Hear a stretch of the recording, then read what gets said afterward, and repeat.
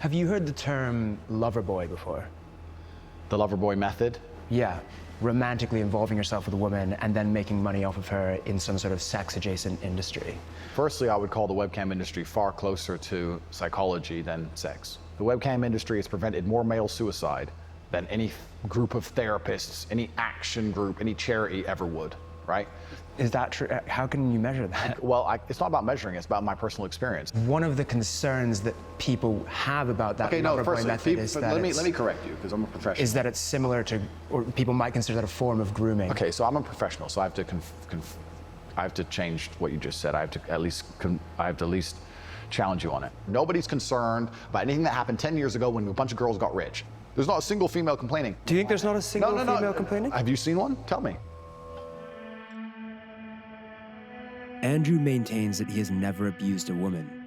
But when we get back from Romania, we finally managed to speak to some women from his past. The first time I went around his house, because before it was like maybe 3-4 times we got on dates, we started to make out on the bed. Out of the blue, he literally just stopped what he was doing and just laid back. He said, "I'm just contemplating whether I should rape you or not."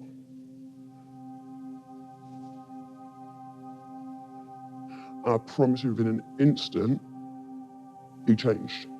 He just jumped straight on top of me, grabbed my throat, started suffocating me, strangling me. The things he was saying to me, he was like, "Who do you belong to? Who do you belong to?"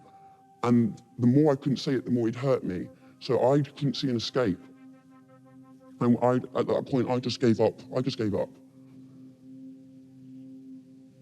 Amelia's method of coping with the alleged rapes was to pretend to herself that it was a normal relationship. The abuse wasn't consensual because he knew I didn't want it, which he confirms in multiple voice messages and texts to me. Am I a bad person?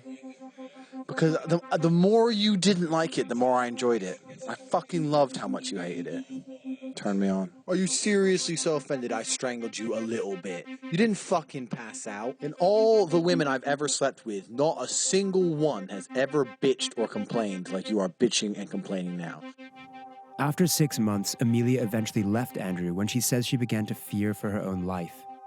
In 2014, she also decided to report the incident to police, who logged it.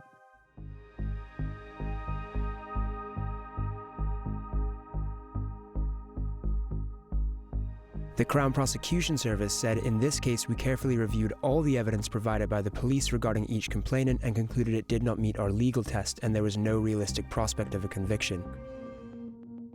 They clearly didn't think that a text from a man to a woman saying, "I love raping you, I know what I do to you is abusive and controlling." To CPS, apparently, that's not enough.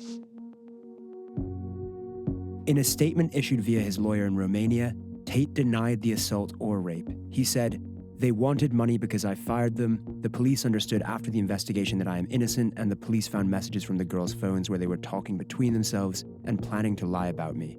Sally said, the CPS sent a letter saying that one of the reasons they didn't charge Tate was because they found voice notes on our phones where we talked about whether we should tell the police that he gave us alcohol.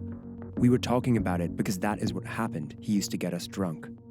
Despite repeated requests, Tate's lawyer did not provide a response to Amelia's allegations.